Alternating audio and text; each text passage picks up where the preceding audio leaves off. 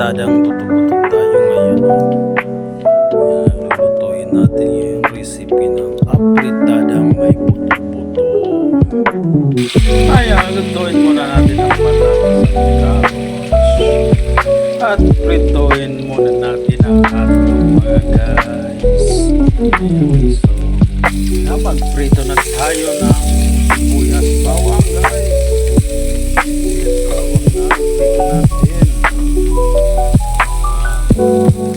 At lagyan natin ang kamatis.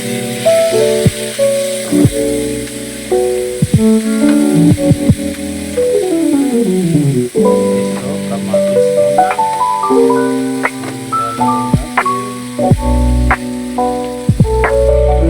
Pakulain na natin yung lagyan natin ng tubig para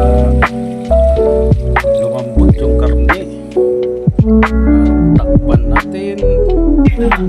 So, pakuluan natin at tatakpan na natin para mabilis lumambot.